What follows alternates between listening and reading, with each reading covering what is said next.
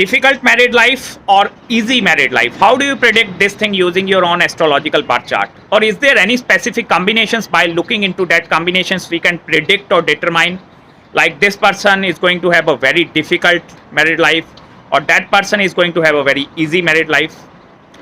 Yes guys, astrology is a very deep and very mystical science, and today in this video I'm going to provide you one single sutra, one single method of the prediction. By just looking into any person chart, you can easily predict or determine whether this person is going to have a very difficult married life or it is going to be an easy one. Also, like, you can apply this feature upon your own birth chart as well. Suppose you are now getting married and you want to check whether my married life it is going to be easy or tough. As we already know, there are total 12 houses in Vedic astrology, and 7th house represents your marriage and your married life. From your ascendant, just look at the house number 2nd, 6th and 12th. If more malefic planets that are posited in the 2nd house, 6th house and 12th house, it purely represents you are going to have a very extremely difficult married life. Malefic planets includes Rahu, Ketu, planets Saturn, Mars and Sun. If out of these planets, or if these planets are posited in your 2nd house, 6th house or your 12th house, it shows a very difficult married life. Like your marriage bond, that is not going to be a very easy one. There is going to be lot of fights, lot of opposition of ideas. Your philosophy towards life is totally different. Your spouse or husband philosophy towards life is totally different. For both of you, you are going to face lot of difficulties after getting married in your life. Now, how do you see whether you are going to have an easy married life? Just look at the similar houses.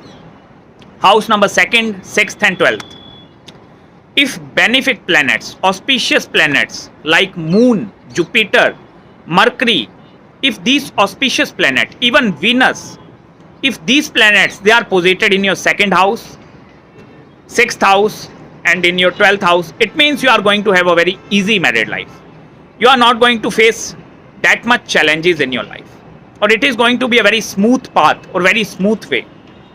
You can just consider this placement. Benefic planets, they are going to give you very comfortable married life, or on the other hand, malefic planets, they are going to give you very uncomfortable married life. Now, how do you, many of you ask me, like, how do you come to this sutra? See, just if you understand this thing, and if you are like have little bit knowledge about the Vedic astrology, just make 7th house your ascendant, 7th house of your marriage, rotate your chart completely 180 degree and make 7th house your ascendant, and then look at the 6th house, 8th house and 12th house. Because whenever any planet that is sitting 6 places away from your 7th house, or 8 places away or 12 places away from your 7th house of marriage, that planet it act as a somewhat vadak or obstruction in your married life. And more the malefic planets, more the difficulties in your married life. Suppose in these 3 houses, if 2 malefics and 1 benefic is present over there, then it means you are going to receive some auspicious thing as well. But you have to deal with that 2 malefic planets. And especially by looking into that malefic planets, if Saturn is posited over there, whether Sun is posited over there, Mars, Rahu and Ketu, by looking into that malefic planets, you can easily determine the kind of difficulties you are going to face in your married life. Especially if Sun and Mars, if I talk about Sun is posited in the 6th, 8th and 12th house from your 7th house, Sun represents ego battles. It means you are going to suffer a lot of ego battles with your spouse or your life partner. Mars represents anger related issues. It means whether you or your life partner, they are going to have a very fierce anger, and there is lot of mental frustration, lot of agitation that is going to occur, especially if Mars is posited in that houses. If planet Rahu is posited over there, it means your life partner, it is going to be very demanding, like you will attract that kind of a spouse who is going to be very demanding. Give me this thing, that thing, I need money, I need this thing and that thing, I want to buy new stuff in my life and that thing. So that is the challenging which you are going to face with Rahu. If Ketu is posited in that houses, Ketu represents some kind of a separation. It means your life partner, it is going to be whether he or she is going to be a very spiritual person. He don't want to indulge into the relationship aspect of the life. And you may feel completely detached from your life partner or your spouse.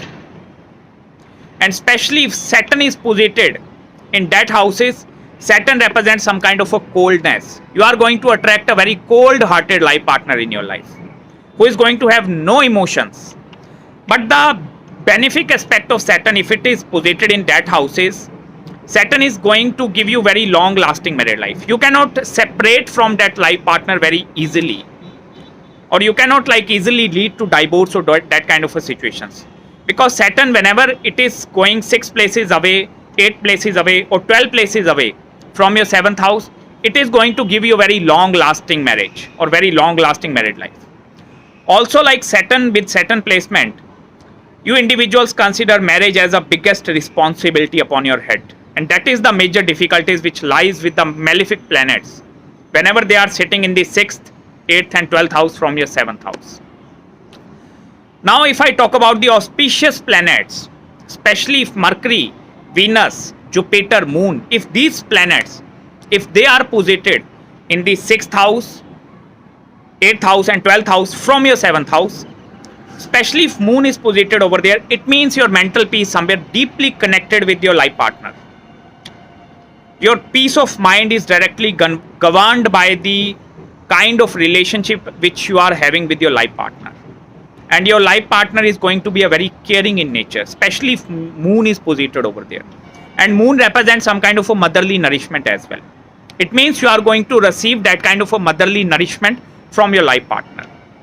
If planet Mercury, it is going 6, 8 and 12 places away from your 7th house, Mercury, it is a significator of communication as well. It is a very smart planet. It means your life partner or spouse is going to help you a lot in the professional side as well. Also with the relationship with the in-laws, that thing is also going to be excellent if Mercury is posited in that houses.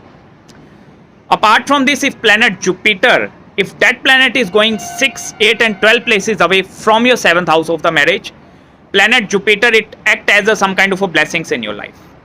It means some kind of a blessings of your forefathers that are present in your chart. And planet Jupiter, if you are a female, 80% of your life picture that revolves around this planet. Because Jupiter, it controls the major portion in any woman chart. It symbolizes your marital bliss.